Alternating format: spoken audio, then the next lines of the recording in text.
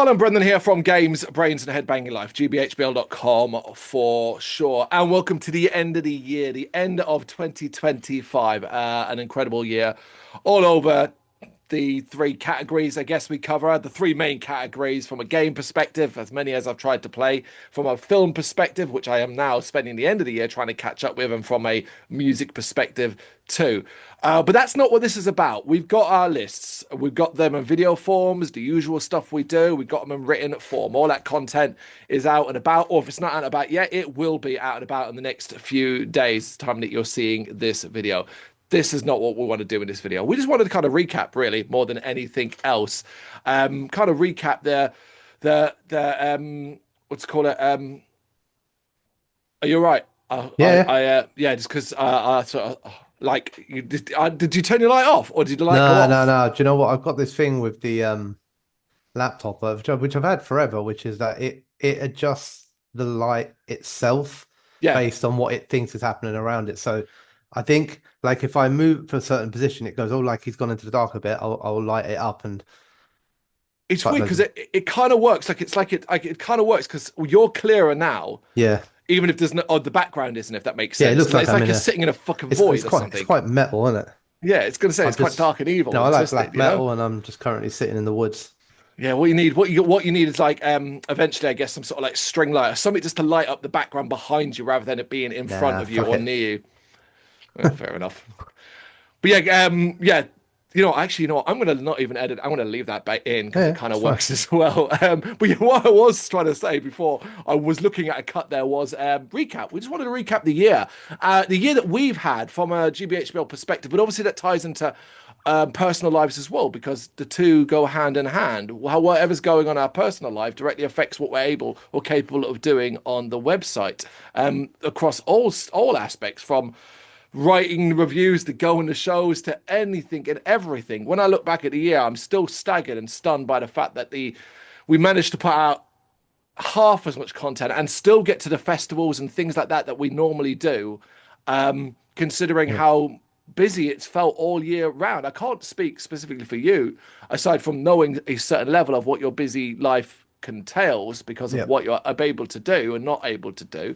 I can only speak for myself, but I guess we'll start then. I guess I'll ask a question, which is simply this: when you reflect on the year 2025 from a website perspective, GBHBL perspective, are you satisfied with it? Um, yeah, I guess in terms of consistency, Okay. I don't think I've had like a massive drop off in terms of like say time to write articles in particular. If anything, Hmm. this year I've probably written slightly more than I have in the last couple of years, Mm. especially in terms of like album and EP reviews. Um, So in that way, I'm happy. It's kind of been consistent because, like you said, it's been very, very busy. And actually, if anything, if I'd not, if you'd asked me at the beginning of the year and said, "Hey, this is what your year's going to be like," I would have predicted that. Yeah, shit, I'm going to struggle to write. That's what I would have thought. So I'm happy that it kind of came out consistently. I guess the bit where I'm less happy about so there's some which are like individual kind of category things. I haven't had as much opportunity. We haven't had as much opportunity really generally to get into the horror book side of things. Mm. I think in previous years, I've usually had got, a nice sort of four, five, six kind of horror book reviews up at the same time, but there's been less opportunity for that this year. And then probably the video aspect of it. Just Mm. just this kind of collaborating videos. So as a site, yeah, it's cool. There's been plenty of videos going up and all that sort of stuff, but obviously we've struggled, especially in the last, I don't know, what it's been like 3, 4, 5 months, something like that. It's not been like the whole year, but in the last sort of quarter, Yeah. where we've both been very, very busy and not always around. So yeah, Yeah. Coordinating schedules has recent times proven to be tougher than it's ever been. Yeah, I mean, I kind of echo what you said. Like, I've definitely put out less. Like I've definitely written less this year than I did previous years, but still, like it probably is like to most people looking in, it's probably still insane.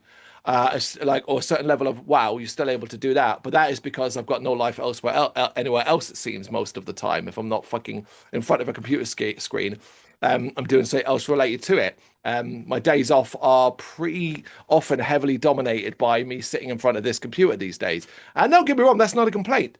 I want to do it. I choose to do it. But I've had my moments a couple of times this year where normally it comes when someone's done something to me or treated me in a way that's so damn disrespectful. I've had a few this year that I've been like, what the fuck do I even do this for? Like, what's the Yeah. point? Like, it's all fucking free. Get no money out of it. It's self-sufficient to a degree, but even that, isn't as strong as it once was. And it's like a couple of times this year, twice, two jump to mind, but twice this year where it's been like, we don't ask for guest lists. We just don't. And the whole reason being is not because, oh, well, look at us, whatever. It's because I want to go to these gigs. I don't want to wait until the last minute where then guest list opportunities are offered out, or I ask and find that A, we're not big enough, important enough, or liked enough to actually get on a guest list. So I can't go to the show I wanted to fucking go to. To me, it makes no sense. If I want to go to a show, I will go to that show. It's as simple as that. Yeah. The writing thing is just extra. But there have been times this year where basically guest lists for me are, would I go to this gig? Normally, probably not. Like for whatever reason, either affordability or maybe I'm just not that big a fan of the band, etc., etc., etc. Anyway, that's when it's like, cool, I'll ask. And yeah, those times when like it's like, oh yeah, and it gets messed up. Sometimes it's very rarely the PR's fault. It's often the tour manager and that site's fault. But man, just moments like that, just a couple of times this year, and a few other moments where just I think people have just not been very nice compared to majority. I'd say 95% of people have just been absolutely wonderful, and I've learned quite a lot this year and made some new contacts and things like that. But yeah, from like that side of things, I've had a couple of times this year where I just wanted to just. I had this moment earlier a couple of months ago where I was thinking, what would life be like if I didn't do this? Like have the website, what the Yep. GBHBL thing, what would it be like? And like, don't get me wrong, like it's a sad thing in itself, but there was also a part of me was like, God, that'd be a bit of a relief, right? Like just just get up and play games and do this and it's like, oh, okay. But then I was also like, yeah, but that's also really boring. I really don't want to fucking do that. So it's not like it's happening, but it's just those moments. And normally they come when I'm super tired more than anything else as well. And it's just either been a hard week. There's been some significant changes this year. There was a couple of mistakes I think made early in the year. There was a big one made around the summertime, which I think we'll discuss a little bit more later when we kind of look at maybe like the sort of festivals we went to that shouldn't have happened. And it's a lesson that I'm taking forward. For things like that, like, but for the most part, like it's like I sit here now and I'm like I'm excited again and I've re-energized them, and a lot of it come about because and I've got to mention this is I changed jobs, locations. Not I say when I say I changed jobs, I still doing the same supervisor job I did before, but it's at a different and a higher grade and a higher level of responsibility than previously. Obviously, I moved stations, and where I previously worked, I really didn't have much to do. Now, I mean, now it's I've had to adapt completely the way the site works around my work. I've had to completely adapt it, and that took me months to get used to. Like I just couldn't accept that at first. I just couldn't and it was driving me nuts. It's like I couldn't accept this new that I was going to have to find a new way of doing things related to my actual job and the website thing. Simply put, previously the job where I worked at quieter stations allowed me a lot of freedom to kind of write and do stuff at work. Suddenly that's gone. Yeah. It's significantly gone. Like I would say 75%. And that was a bit of a shock to the system. It had to make me realize that I had to, like I said, adapt, change, and think about what I was actually doing and how I approach it. It's gotten better. It's got a lot better. I'm more settled in now at work, so I can actually do a certain level of stuff still, but also how I take that and do it at home I've been able to adapt to that as well. But obviously, significant change, moving home, houses and stuff like that. Not really going to say, oh, like how crazy, it was just different. The biggest problem from that came from videos more than anything else. And following that, one of the things I've looked at towards the end of the year is like narrowing down, because I do a lot of videos, obviously, and a lot of them with obviously the likes of Damon and Liam as well. And I've had discussions with both of them about narrowing down the content to be specific, basically, rather than trying to stretch myself thin or everyone thin and trying to do all these different things that, to be honest, most of them aren't watched. It's like, well, okay, what if it's just these things? What if it's just album reviews, reactions? They made what into a TV series and stuff like that. And that's basically that's the thing that's had to change as well in that front, because at the same time as I'm doing all these writing stuff, I can't do all these videos as well. So that's kind of like that's and again, it's been trying to work out for ages. Sometimes I would have sat here for a week not really doing much and thinking, well, I need to make a change, but I just couldn't find where to fucking start. Slowly but surely, it's kind of got there as well. Yeah, I think that's kind of like the best way I can summarize like that level of just like the craziness that's gone on. I feel like it's settled down enough now to a degree, that like I'm used to things. This is my life now, you know? Yeah, I do. I do. I mean, obviously, my position is very different because Hmm. my job is just essentially constant change. I don't work like in a role as such where I have like a singular place of work, and the place where I'm going to at the moment might be a completely different place in 6 months' time, and then another different place in 6 months' time. So that means that you're constantly trying to like readjust simple patterns and habits, right? So like when as you know, I've got an office in Dartford. Hmm. When I'm working for a client remote or not having to travel to site, or gaps in it and stuff like that, I work from that office.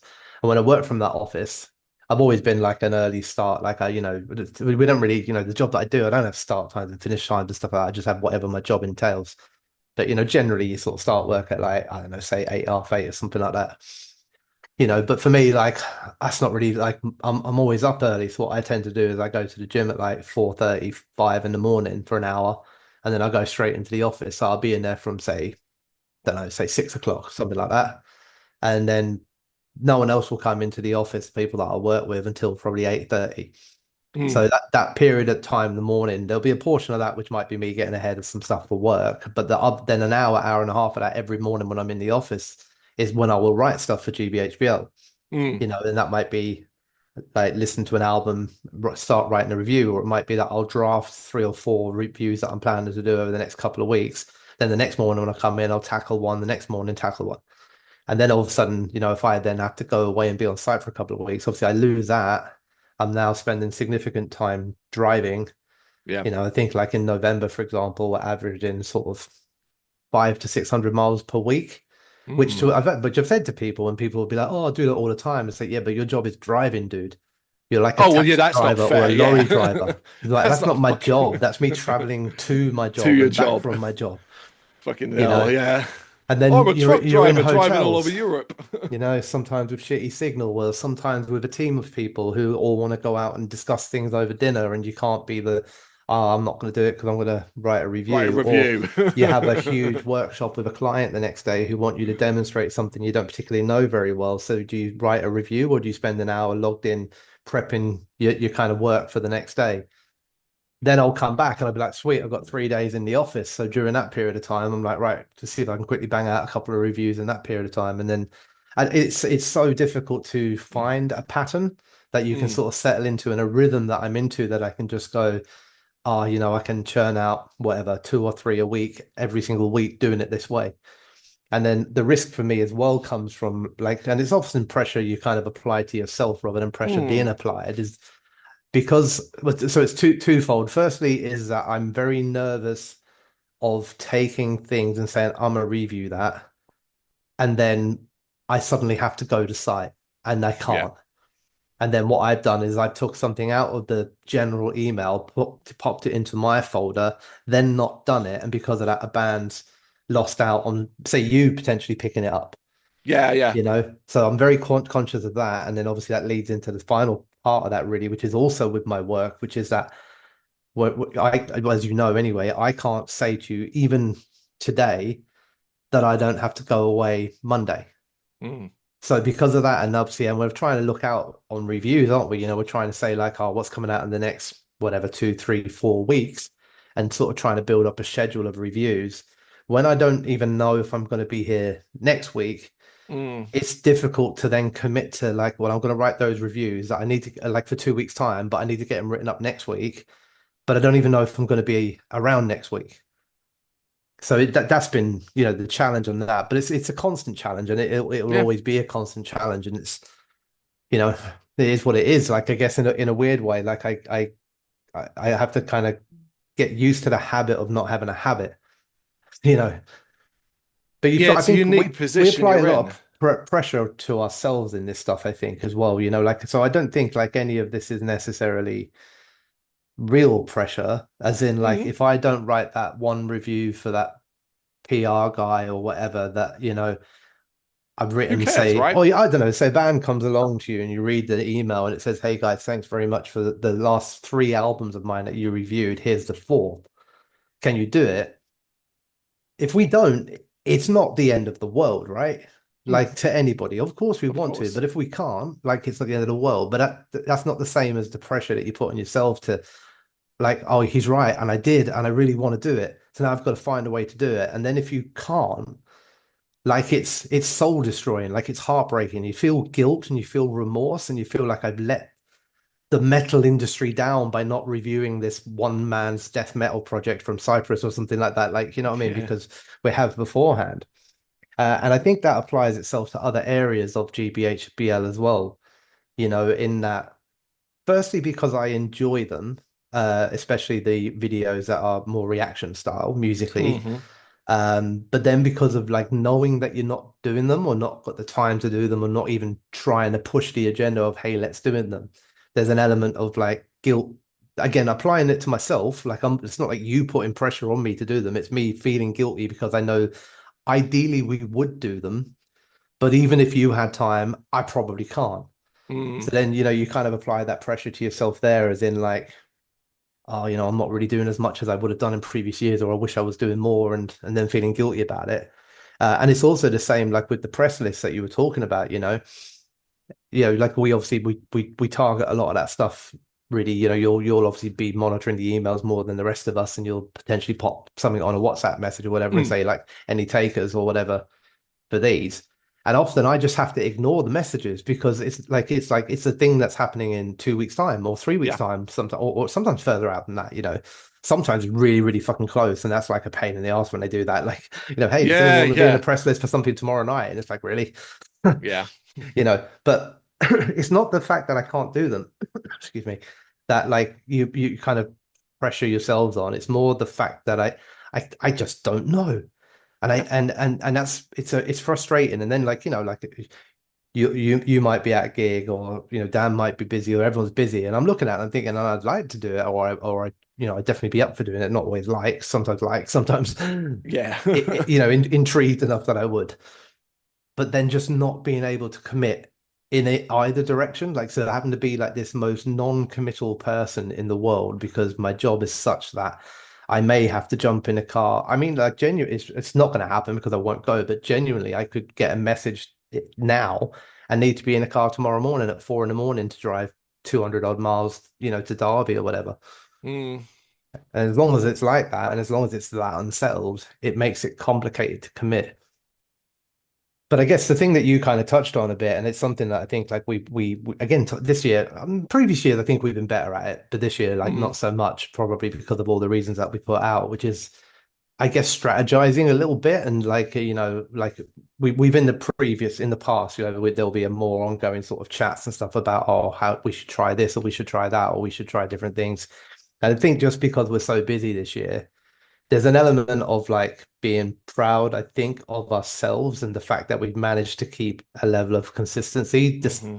and the only reason that we're both probably sounding more negative than we need to viewers at the moment is because we kind of set a pretty high bar for Yeah. ourselves, especially in terms of output.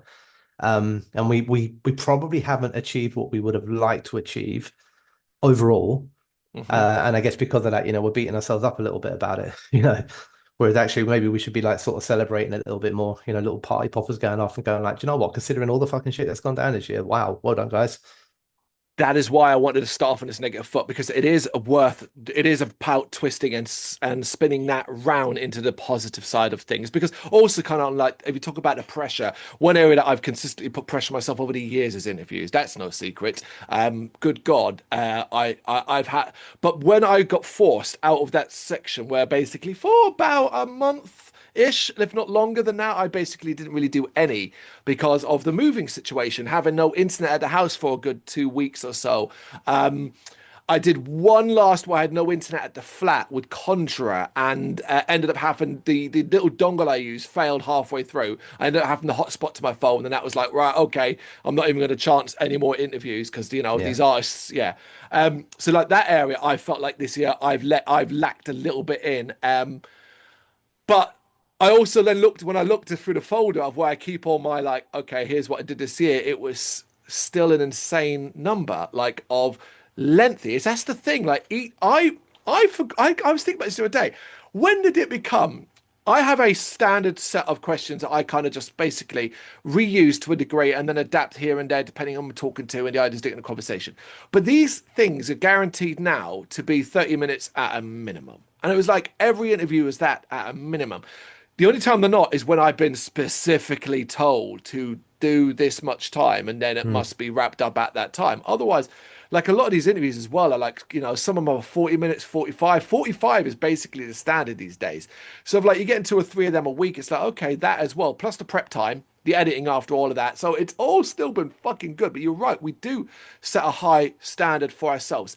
But on that front, we recovered this year. We recovered from what the Google apocalypse thing. The fucking what was it called a couple of years ago? 2 years ago, the related relevant content thing they did. That absolutely hurt a lot of people, but hurt us. It turns out we don't have that much relevant content. The problem with the website is it's got a huge bounce rate, and that I get because people come, they read a review.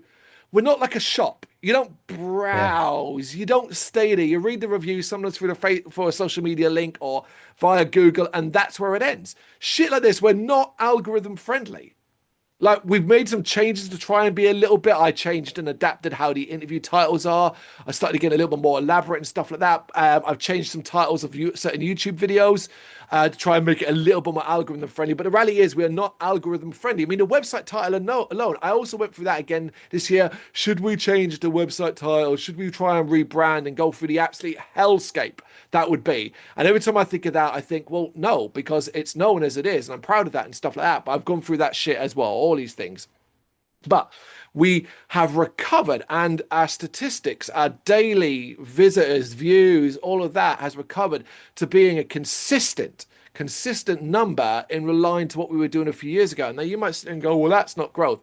I really stopped caring about this side of things. Growth for what? We're a fucking goddamn mess of a website covering a random set of things from out mostly music, but leaning into horror as well. Reviews on the books and movies side. We've got game reviews across the spectrum. We've got a YouTube channel that is in everything, and that's grown nicely as well over the year with an increasing ticking number of subscribers. So for me, like all of this is just positive stuff. Like this is what I'm saying. Even with everything, the point was the point at the Met. I knew.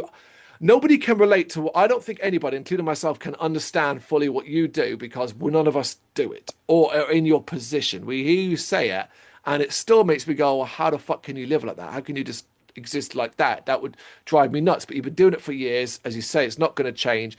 So the fact that you've been able to adapt to some degree around it is at least a positive. Like you found some ways of doing things, and you still put out. I noticed as well. You said yourself, you put out more written content this year than definitely you did the year before. So Yeah. like, if that's what you did this year, and the job hasn't changed, it's still as messy and all over the place, then that's a positive. And I think I'm pretty sure you went to a fair few live shows overall as well.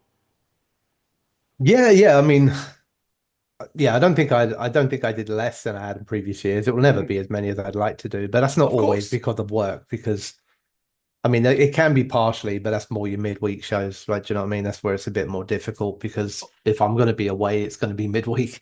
Um, Hmm. that's also like the same reasons as I've had in previous years is like the Yeah. reality of life, isn't it? I've got a kid. Can't always just I'm just going to not bother cooking your dinner tonight and go to a show and the missus is on late or whatever.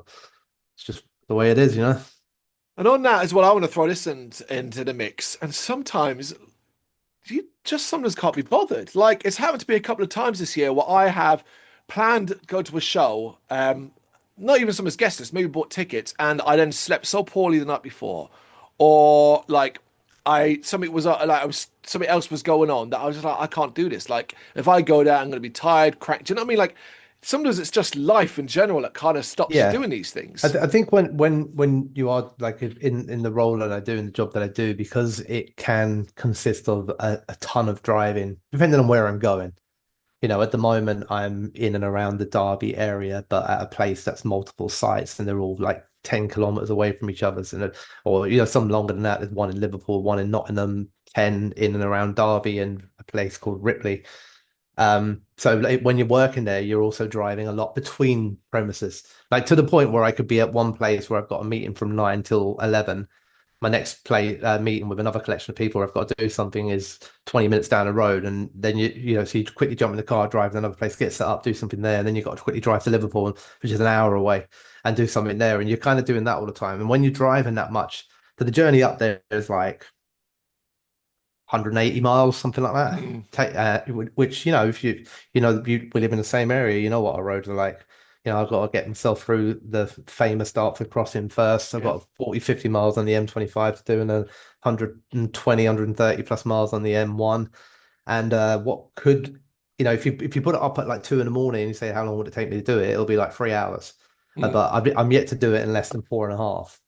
So when I'm driving that much, like you have no choice but to start. It's not just about can I go to the gig? It's about the gig's on a Monday night. I'll probably have to drive up to this place on the Tuesday night. Am I going to be too tired to do a 4.5, 5 hour drive Tuesday night if I go to a gig Monday night? Like, trying to start like almost looking at what's coming up in the week ahead and saying, oh, it's going to be a risk if I go to that gig and then I come back. I've got to work for the day, jump in the car and drive for 5 hours. I won't get to the hotel till 1 in the morning. Like, am I safe on the road? Mm. Yeah. So yeah, it's things like that you sort of adapt. Yeah. And obviously, I know you just could go to a gig and I could leave it a bit early, or I could also go to a gig and choose not to have a beer, you Mm. know. But yeah, I don't know. Like I said, I think show-wise, it's been all of it generally been good. I think sometimes the positive about the lack of consistency in terms of my work means that I have to then like find a way to adapt. Like if I want to write reviews and then I know that I haven't got that kind of banked time that I can say that's my review time, that's my review time, then when I do get like a blank of time, I'm like probably hitting it harder. In a weird way, having the consistent habit of saying, "Oh, I've got an hour each morning, Monday to Friday, in the office where I write a review," probably drives my output to only write reviews in that 1 hour a morning. Yeah. Whereas actually, when I don't have that, and then all of a sudden I'm working remote for a couple of days, so I'm like, right, I'm in the office for a couple of days here. That might be all I get to write for the next week. So I'm almost like hitting it harder. Like, do you know what I mean? So weirdly, it's probably helped with my output. What you just described there is what happened to me. So basically, I've gone from, oh my God, I can't write anything at work anymore, and initially being like, well, what the fuck am I going to do? To now being finding that I can do it here well, consistently, sometimes even better because I don't have any distractions, obviously, because it's still a job, it's still work. Um, Yeah. and like it's and that's definitely that's been one of the most things that's been good, like settling and getting better at and stuff like that. Um, but yeah, I mean, from the live thing, my limitations this year have been what they always have been, which is I would love to go to more shows. I've done very well, but I would love to go to more. But obviously, I work shifts. Whereas you've got your issues, my issues is related to shifts, which is simply Yeah. put, the amount of times a show's come up that I'm like, I'd really love to go to that. And it's been like, but I'm working. And and it's like not as easy as just swapping shifts because like if it's a midweek, say it's a middle of a shift, it's in the middle of a run of lates. We do blocks, so I'll be like, oh, I'll be on a run of 5 lates, which is 3 to 11. And it's in the middle of them. You can't just swap one. Like you end up having to try because of how shifts work. And if I want to be on, and if I need to be on earlies, I'm going to have to swap the week because we got to have a 12 hour. It just doesn't work basically, Yeah. very rarely. And while, like for example, you call in a favor, hey, can you stay on for me, or you do this, whatever, you inevitably have to pay said favor back. So it ends up hurting me further down the line. So a lot of the time, it just becomes, well, I'm working, can't be helped. If as long as it's far enough, that's more guest list issues. A lot of the time these days, gigs are being announced so far in advance, I can kind of plan a bit better and look at rest day changes and annual leave days and things like that to a degree. There's still only so much that can be done, not of infinite fucking time off. But like it's at least easier in that front. But I still think I've done pretty well this year. except for one thing. And this is one of the things that's been slowly adapting over the last couple of months, I'd say, rather than the year, which is my relationship with booze at gigs. So I've noticed that I'm talking, right, I'm not quitting drinking at shows. That's not what I mean. Or I'm quitting drinking. Like for those who don't know, I don't drink at home. I only drink when I'm out, and even then, I can limit what I drink and stuff like that. But what I'd realized was happening was that if I had two shows in a row, the first one, if I had a few too many drinks out, I would not want to go to the second. Basically, my hangovers are roughly, I've worked out a bad hangover, 2 days, an average one, a day and a half for me to feel normal or some form of it. Or I do not sleep well. So I started to look at what I could do differently. I'm like, well, if you want to have a beer or two, like that's fine to have a beer or two, but then stop. Obviously, I've been pushing, I've been mentioned a lot of the times. We were together at a Gemma's birthday recently, and I was doing it there as well, which is just drink fucking more water. It sounds really obvious, but when you've had a few drinks, it's easy to forget that kind of thing. So I'm kind of forcing myself to always remember to have a pint or two as well. And the other thing I've done is I've jacked in drinking cider full stop. I never used to drink cider, and then I started to drink it again, fruity ciders in between beers. And I think that was causing me problems as well. So I've been basically identifying all these different things. And now it's like, okay, if I've got two gigs in a row, that first one basically is either sober or two drinks maximum, like that kind of thing. That's what I'm trying to adapt. I'm not saying it's perfect, and don't get me wrong, folks. There are times when I'm more than happy to go wild because it's all going to depend upon the show and where I'm at. Yeah. But it's just little adaptations where it's like, look, a couple of times this year, I had two gigs in a row, and the second I went too hard on the first gig, and the second one I just couldn't even face. It was like I can't face it. I can't face it, and that fucking sucks. I hated it. I hated the feeling how it made me feel. Yeah, I get it. I mean, I don't really drink like if I'm doing press list shows. I will only normally when I go in, I'll have a beer. Mm, Um, and then I'll probably get one more like when the headline is about to come on or something like that. And that's it. And then I always like to grab a bottle of water from them as well. But that's more so I've got it when I'm on my way home. So that's when that's different then because I think it's like less of a social thing, right? mm. Kind of doing the press things on your own. So I just slowly sip a beer, and when it's gone, I'm happy to not have a drink. Just Yeah. kind of make notes on my phone or whatever I'm doing, Well, and sometimes as then well at that stage, innit? You don't want to lose. Like if you've got a decent spot, if you go to the bar, you're going to lose said spot as well, innit? yeah, yeah. Although to be fair, when I'm doing press and stuff, I tend to move around anyway. I don't Okay. sort of tend to find a spot and just go, "Oh, I'm just going to hang here." I tend to go outside for a vape. I'll come back in. I might I watched 20 minutes of a sport act. They're okay, but I kind of know what I'm going to say in them. So I might go and like sit at a seat. If I'm at something like the Underworld, I might go and sit around by the bar for I hear half an you. hour, wait for the next band to Yeah. come on. If I'm there, I don't know, a good example would be one of the shows this year where I went there for Darkest Hour, three Mm. or four supports, you know, even though you're there as press, they're still fans, right? That's the thing. Like, so one of the supports in particular, I was having such a great time at. No drinking involved or anything. I was just really enjoying watching them. So I'd watch the whole thing. Some of the support around it was good and all that, but I wasn't quite as into it. So I was kind of happy with that one. I think I stood at the kind of slope part of the underworld. I got a few photos a bit closer, and then I just went and stood back there, and I thought I'd just watch from back here. Everyone else down there's enjoying themselves. I leave them to it. And remember, you're there. Like sometimes you're there for a specific. Like your press is there for a specific reason. In Yeah. theory, you don't have to write a single word about anyone else but that I, band that's under that and PR. that's probably one of the things that like these are all the things that I guess are good, but they're also the things that make what we choose to do a little bit more complicated, maybe than not everyone, but Mm. other people in our same area might do. Because, Darkest Hour, they're the headliner of that night. They're going to come on no earlier than 9. So I will bring myself home from work, rush in, get changed, be on a train by 5:30, Yeah. and be in the venue or outside the venue by 6:15. Waiting to get in there because I want to watch all four bands, even though I'm not there to do press like the other four. It's like I ain't gonna just get up there at 9. Like you're mad. Mm. There's three other bands I can watch here because we're fans still. Yeah, like I have done it a couple of times, and honestly, I just end up feeling so guilty. There is something really, really. I'm going to use an example. So, and this is literally quite recent, in the last week. Now, it's a story in the end that didn't actually see me review the band because of a guest list issue that was related to the tour manager, not the PR. I love the PR. They're a great PR company, and also the person who responsible is one of the nicest people I've met. It was a tour manager issue, but regardless, I didn't really care for support, and it wouldn't have been the band I necessarily paid for. So I was like, you know what, fuck this. I'm just going to go up like. I'm going to get there for like 9ish. They won't be on until half 9 anyway, so I'm going to get there for 9. Take it easy, that kind of thing, you know. And as I'm walking towards the Islington, the O2 Islington Academy, so it was O2 staff, a little bit more full on. They got security at the front, and I watched the security do this. Look at his watch. And I was like, I was like, what? What? Why is he doing that to me? Wait, what? Like, I probably felt really guilty, like as if like I was responsible for something. And then in the end, it was that oh so wonderful feeling of being like, yeah, guest list search, whatever, go to the guest list, and then be told, oh, yeah, you're not on it, which is, but that's a totally different story. But Yeah. it was just that guilty feeling of like, oh, I should not. What I've come too late, and now he's going to go and tell the band, and he's going to be like, that guy didn't turn up. He didn't see any of the support, you know. Nah.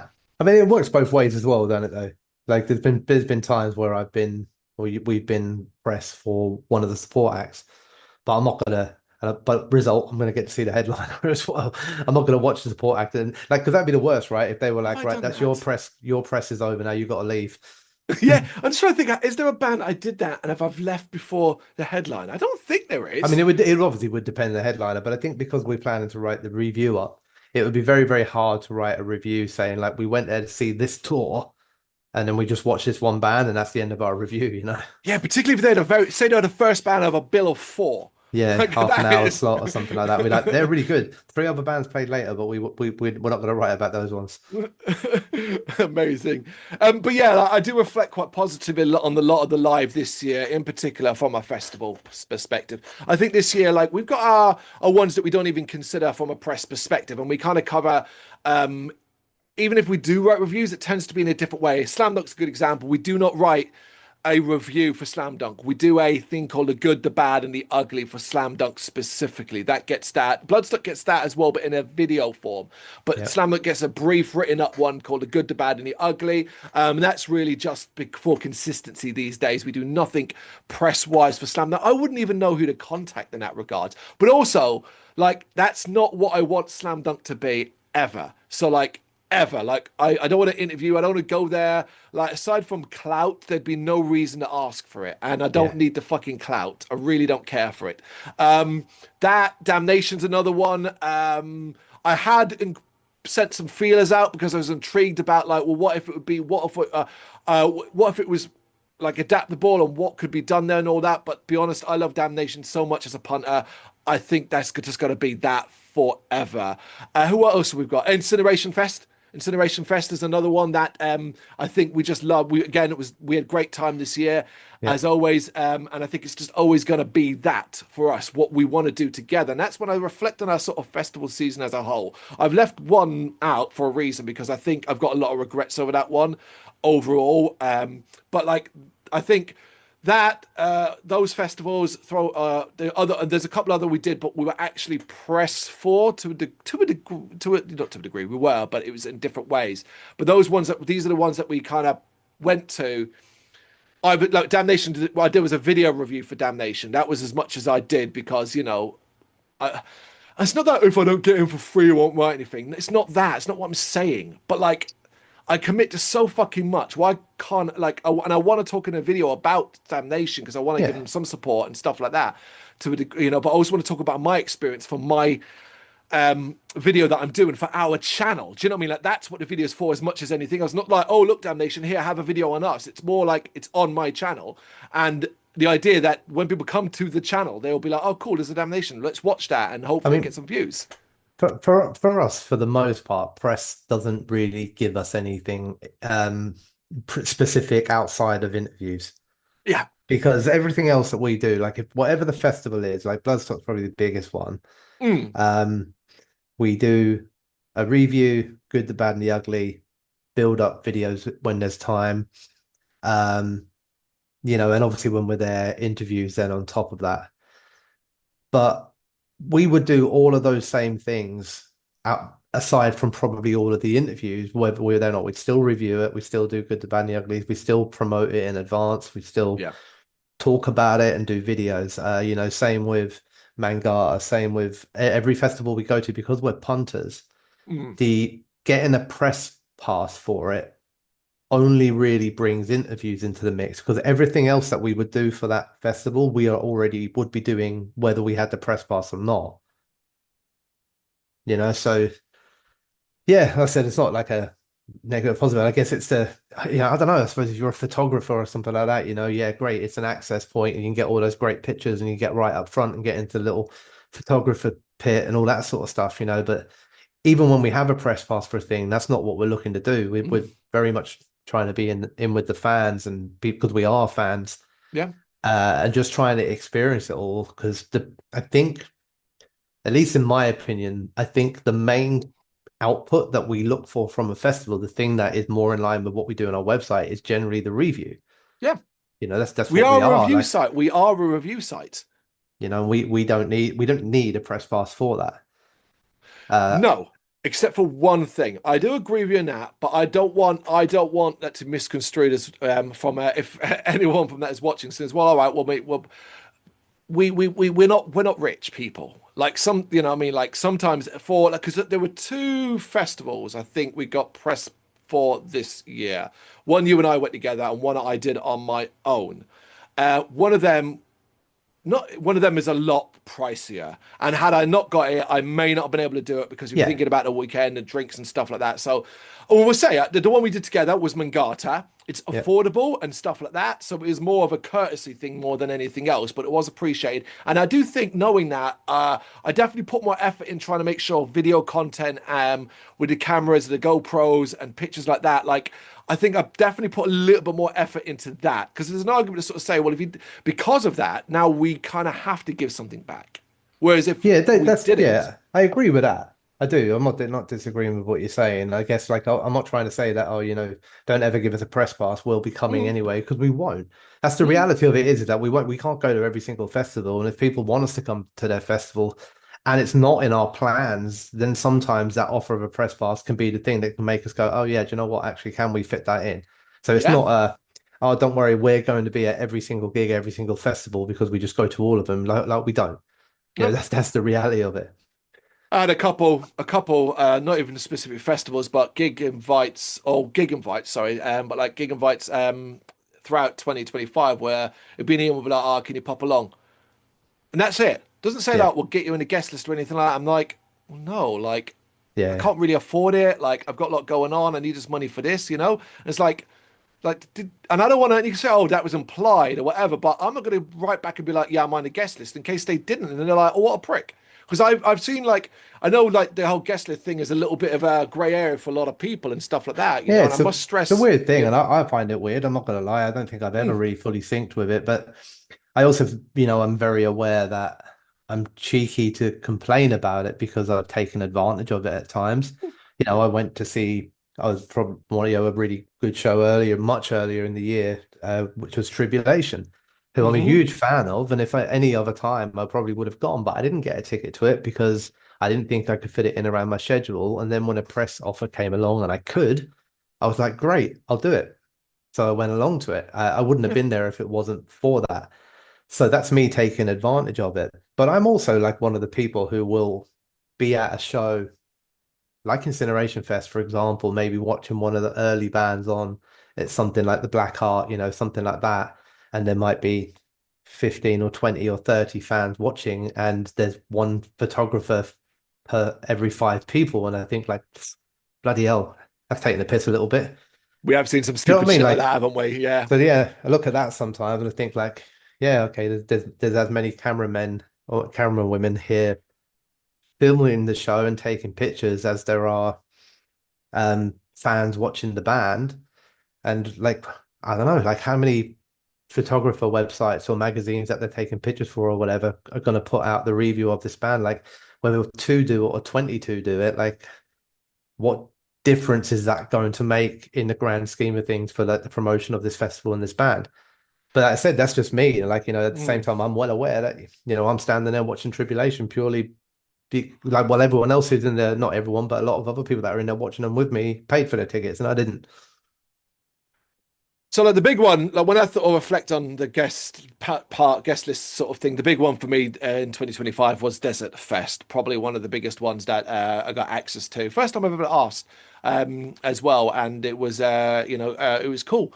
It was cool to kind of get that contact and speak to those involved who are lovely about it. I understand their rules. Desert Fest have some unique rules from a press perspective because I specified that I'd be writing reviews and just writing review. And it's basically told, all right, cool, don't take any photos or videos. They basically provide all that afterwards with professional photographers that they've got. And that was Right. a really brand new thing where I was like, oh, okay, this is going to change how I do this. But it was fascinating. And if you know what Desert Fest is, it's a weekend in Camden, just like Incineration Fest, spread across loads of venues, except it's all weekend. I loved it. And I hope to get to do it again, basically, in 2026. But alongside that, I'm also looking at next year, kind of before, like, I want to go back to Bloodstock in a minute, but for now, where there's a lot of smaller festivals spread around the country that I want to kind of focus on more than these big ones.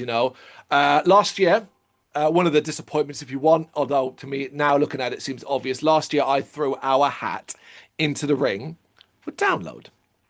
I'm going to tell you, I did. First time. Never, not really done much with Download over the years, to be fair, and actually haven't been. So it was a bit of a punt, but we got rejected. We were told no. They don't give you a reason as to why or whatever, but I know I can work out what that reason is, and that's totally fine. Hopefully, when it comes down to it, but after initially. When you get that rejection, you're like, I was a bit like, oh, that's, Oh, they don't like me. yeah, it made me feel bad. And I'm like, no, this is Live Nation, and this is Kerrang and Metal Hammer's Terror, and this is the big boys. And yeah, there's plenty of others who are, but like we're nobodies in the grand scheme of things, and we're fine with that. Yeah. That's not oh poor us. I'm fine with it. But also it was like, okay, why am I throwing my fucking hat into the ring with Download? Why don't I start like looking at others and for other wider ones, the smaller festivals that are going on over the country and stuff like that, and like if it involves a bit of traveling, because we kind of do enjoy a lot of doing that sometimes, why not just focus on that rather than these bigger fucking ones? Um, so yeah, that was the big one, really. Yeah, but obviously, Bloodstock. Going to that, I said before, like I've reflected a lot on this over the last couple of months. Bloodstock is a bit of a regret for me this year. I feel like it should have been. Basically, we did what we always do, which is we apply for press access to the press area. We don't apply to get tickets. We're going no matter what. It's what I said at the start of this video, which is, we're not going to miss out on Bloodstock, and there's no guarantee of press. In fact, right now we couldn't buy tickets even if we wanted to. So imagine it gets to June, July, and we send our request in, and we're told, "Oh, sorry guys, you've had it a few too many years in a row. Let somebody else have a chance this year." Like that's very possible. It's insane. So we want to be at Bloodstock, so that doesn't come up. We also want to do VIP. And we have others as well. You can be like, oh, well, you get access to the press camp if you get press. Yeah, but that would be me and Brennan. What about, Yeah. our wives? What about our kids? Like, what about our friends? Like, no, this is why we do what we do. But we always apply for access to the press area for interviews more than anything else. It makes our life easier, even though it's getting harder and harder in there. It makes our life easier. But this year, I think on reflection, we shouldn't have done it. I think I'm to blame for this. I think I went and pig-headed about it. I didn't look at the timelines, what was going on in life. I didn't look at the fact that I was right in the middle of trying to buy a house. And in fact, to the point where literally on the Friday morning of Bloodstock, I was transferring, it would like on my phone, sitting at the campsite, transferring funds to a solicitor. It was never supposed to be that way. It was supposed to be wrapped up before then. But what that's what was happening. I should not have been fucking like my mind was elsewhere, and because of that, I ended up, I think, really not enjoying that side of things. Now, as luck would have it, we had bad luck, but luck in a way. Call it fate if you want, but we had issues. Involving equipment anyway that meant we had to abandon our Sunday plans. Thankfully, there wasn't too many. There was a couple that we missed out that I'm sad about. Ghost of Atlantis, Black Dahlia murder, people like that. But it is what it is. It happens. It sucks. But the reality is, it was a blessing in disguise because my heart was not in it at all. To the point where I kept trying to palm off interviews to Dan. And that's not fair. particularly after he had an accident himself. And I was still trying to palm off on him because I just didn't have the heart in it. Now, you watch the videos, hopefully you don't notice for the most part, but I know I was not at my best. And I remember coming away from that and saying to you, and I said to Lou, and I said to everyone, oh yeah, next year we're guaranteed we're having a year off. And everybody did exactly the same thing, which I understand why, which is roll your eyes and go, yeah, you'll change your mind. Folks, I haven't. I haven't. In fact, I'm even more fucking determined that we need it. We need it. We just need it. It should have been last year, but next year's fine anyway, considering it's the 25th anniversary of Bloodstock. But wait, was it 25? Yeah, it's 25 next year, isn't it? It's 25 Yeah, I next think year. so. Yeah. Yeah, yeah. I keep forgetting what year we're in, but yeah, like we need it. That's why I keep going at it. We need it. Like it's been 6 or 7 years in a row of press. Yeah, six maybe. I think last year would have been our sixth. I think actually, 6 years in a row of doing interviews at Bloodstock, and not just a couple of interviews. We're doing a lot, and you say, "Oh, well, why don't you just cut down?" That's not how it works, man. It doesn't work that way because once the press does go out and you're on it, the emails come in from a slew of new blood bands and offers and things like that. And fair enough, the ones that are like, "Oh, okay, these are the bands available to interview." I don't have to reply to them. And I don't reply to any, but obviously when you get in direct emails and stuff like Yeah. that, and people you know and PR agents that you know and stuff like that, like it's very hard to sort of say no. So you go, oh, we did it this year. We said we'd take less, and we did less this year. But even then, it was still like you're still talking about most days 8 to 10 a day. So that's 30 Yep. over a weekend. Like we just need a break. So like we're going to Bloodstock 2026. We're all really looking forward to it, but we will not we be that side of the fence. And I know you're absolutely right, folks. I will have a moment. You'll have the moment too, where we look from afar and be like, "Oh, feels like missing out." But whereas before that would have been a little bit devastating to me, it won't anymore. And part of that comes from the simple fact that aside from the brief time we're doing interviews like this year, we weren't even on that side of the fence anyway. We only So use we're it for that different. reason. Like it's literally, oh, we've got some interviews, rush Mm. back, go through the barrier, do the interview, um, run back to find the next band. Exactly that. And aren't you? Oh man, like I think me and Lou talked about it the other day, and I was just like, I keep whenever I think about it, I just think, oh my God, I can, without fear, without worry, crack open a beer at 10 o'clock in the morning and be drunk by 12 and not be worried about a single fucking interview. Like that is something to look forward to. However, I do really like that side of things, and it's an area that I'm thinking, well, why is Bloodstock the only one that really gets that? Like that's the only one we kind of do with that, and that's why I've kind of started to look at elsewhere because what we just discussed, I don't want to fuck with our likes of Incineration, Slam Dunks, or any of that, like how we do them and how we enjoy them. So that's why I've started to look into 2026 festivals and other festivals that I could be like, okay, I'm going to treat this one. I'm going to go there for fun, but I'm going to treat it like a job, like the GBHBL job. You know what I mean? Like, I'm not going to name them here and stuff like that, but like, ideally, I would like to. That's a 2026 plan. But when I reflect on 2025, what we did from a festival perspective for ourselves, as much for the GBHBL things, I think I'm as satisfied as we could be. You know, I can't really see what else other than the Bloodstock thing, what we could have done differently. Yeah, I mean, the only slight negative around the festivals would have just been purely recently because of everything we've mentioned already on schedules and timing was that we couldn't make Aonia Fest, which is obviously a little one that Of we normally course. go to in Sheffield. Yeah. Um, and we've been whatever 3, 4 events in a row. I don't think it's for years because I don't think it was on every year, was it? But No. so it was an unfortunate miss this time. But other than that, yeah, I agree with everything you said. I think it's a positive. I completely get the stress of the bloodstock side of things. Like it falls predominantly on you, which is why you'd be likely be the one most stressed from it, because for the most part, you're both the organizer of it, the interviewer of it, the carrier of equipment, and the one that's most likely to miss the most bands because in some aspects of it, especially in past years, I can rotate who's behind the camera with someone or whatever, and because I don't want to miss a band. Whereas obviously you're Mm. the interviewer, so it's always been harder for you to do that. Um, I don't think like interviews aside, like everything we said earlier on, like the reality of it is we are still going to be at Bloodstock. There will still be a review. There'll likely still be plenty of build up. I'd imagine we'll both still be carrying GoPros and shooting footage and Oh, for everything like sure. that Yeah. because we see that as part of the fun of it, I think, as much as anything else, kind of vlogging it a little bit.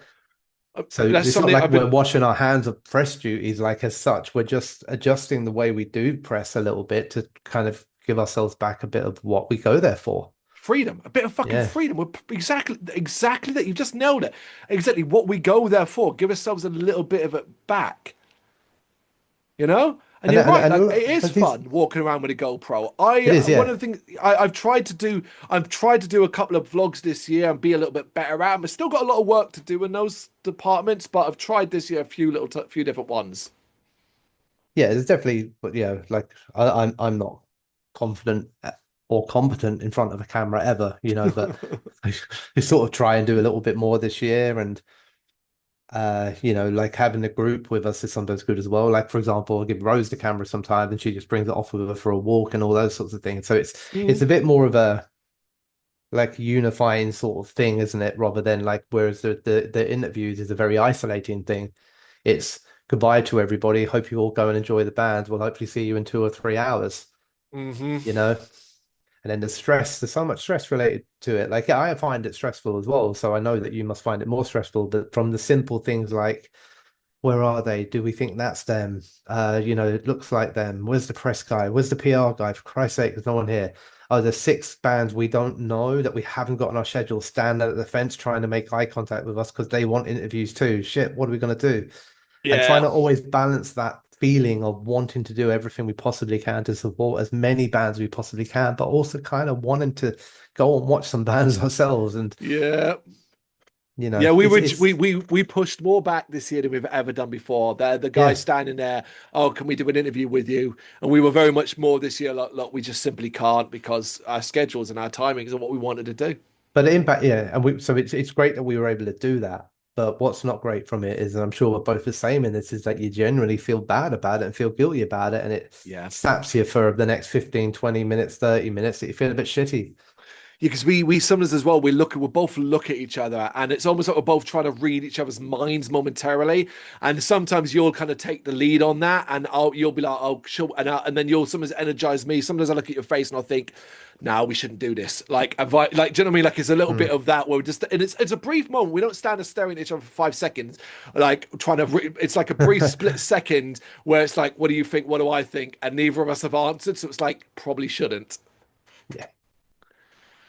But on the flip side of that, like it was still such a wonderful time. When I look at like a lot of the shows and things that's done this year, I always come back to a major thing that's such a joy these days, which is the amount of people like we've met over the years and the people we talk to and things like that that always make it extra special. I've met some new people this year.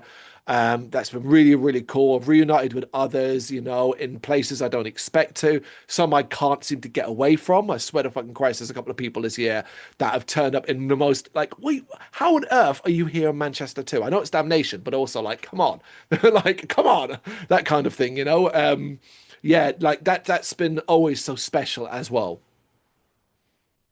Yeah, I mean, my take on all this sort of stuff is slightly different. Like, I'm the man in the cave in the camera, so like, I'm not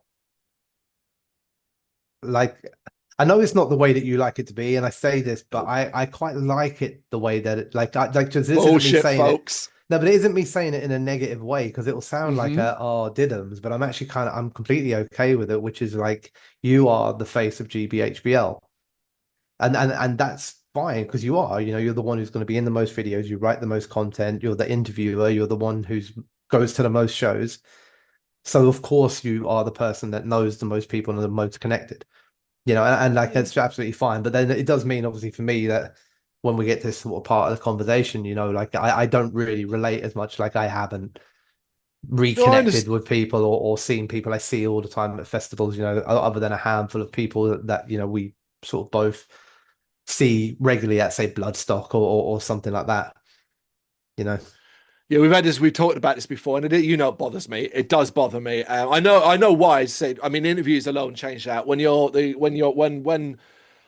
I'm the only like when I'm the one doing interviews, like inevitably, then it does become that. I don't like it. Like it's not a solo fucking project. Do you know what I mean? It's not like it's like Nah, nah. that's the thing. This year it's become on the written side. It mainly, well, we're going to say it because it is now just me and you. Oh, right, basically. Liam and Sally stepped away from writing horror.